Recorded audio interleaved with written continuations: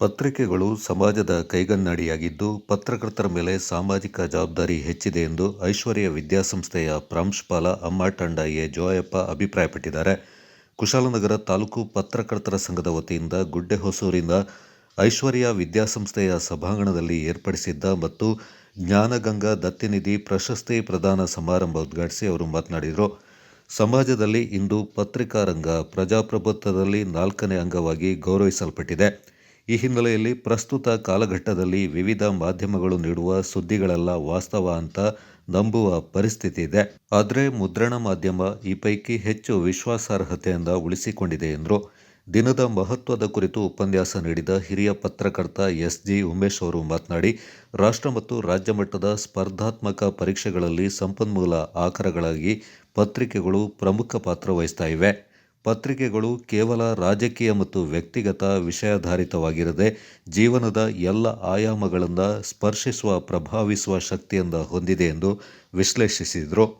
ಶಾಲಾ ಕಾಲೇಜು ಹಂತದಲ್ಲಿ ಪಠ್ಯಪುಸ್ತಕಗಳ ಹುಳುಗಳಾಗದೆ ಪಠ್ಯೇತರ ಚಟುವಟಿಕೆಗಳಲ್ಲಿ ಪ್ರಮುಖವಾಗಿ ಶಾಲಾ ಗ್ರಂಥಾಲಯಗಳಿಂದ ಅತ್ಯಂತ ಪರಿಣಾಮಕಾರಿಯಾಗಿ ಬಳಸಿಕೊಂಡು ಜೀವನದಲ್ಲಿ ಪ್ರಭಾವಶಾಲಿ ವ್ಯಕ್ತಿತ್ವವನ್ನು ರೂಪಿಸಿಕೊಳ್ಳಬೇಕೆಂದು ಕರೆ ನೀಡಿದರು.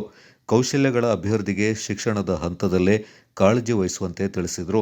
ಪ್ರಾಸ್ತಾವಿಕವಾಗಿ ಮಾತನಾಡಿದ ಕೊಡಗು ಪತ್ರಕರ್ತರ ಸಂಘದ ಅಧ್ಯಕ್ಷ ಅನಿಲ್ ಹೆಚಟಿ, ಕನ್ನಡದ ಮೊದಲ ಪತ್ರಿಕೆ ಮಂಗಳೂರು ಸಮಾಚಾರದಿಂದ ಹಿಡಿದು ಪ್ರಸ್ತುತ ಪತ್ರಿಕೋದ್ಯಮದ ಬೆಳವಣಿಗೆ ಬಗ್ಗೆ ಮಾಹಿತಿಯನ್ನು ನೀಡಿ, ಸುದ್ದಿ ಇಲ್ಲದ ಪ್ರಪಂಚ ಶೂನ್ಯ ಅಂತ ಹೇಳಿ, ಎಷ್ಟೇ ಡಿಜಿಟಲೀಕರಣ ಆದರೂ ಕೂಡ ಮುದ್ರಣ ಮಾಧ್ಯಮಕ್ಕೆ ಅಳಿವಿಲ್ಲ ಅಂತ ಪ್ರತಿಪಾದಿಸಿದರು. ಮುಖ್ಯ ಅತಿಥಿಯಾಗಿ ಪಾಲ್ಗೊಂಡಿದ್ದ ಸುಟ್ಟಿಕೊಪ್ಪ ಗ್ರಾಮ ಪಂಚಾಯತ್ನ ಮಾಜಿ ಅಧ್ಯಕ್ಷ ಪಿ. ಆರ್. ಸುನಿಲ್ ಕುಮಾರ್ ಮತ್ತು ಸುಟ್ಟಿಕೊಪ್ಪ ಹೋಬಳಿ ಕನ್ನಡ ಸಾಹಿತ್ಯ ಪರಿಷತ್ನ ಅಧ್ಯಕ್ಷ ಪಿ. ಎಫ್. ಸಬಾಸ್ಟಿನ್ ಮಾತನಾಡಿದರು. ಪ್ರಶಸ್ತಿ ಪ್ರದಾನ ಕಾರ್ಯಕ್ರಮದಲ್ಲಿ ಜ್ಞಾನಗಂಗಾ ದತ್ತಿನಿಧಿ ಪ್ರಶಸ್ತಿಯಿಂದ ಹಿರಿಯ ಪತ್ರಕರ್ತ ಎಂ. ಬಿ. ವಿನ್ಸೆಂಟ್ ಅವರಿಗೆ ಗಣ್ಯರು ಪ್ರದಾನ ಮಾಡಿ ಗೌರವಿಸಿದರು.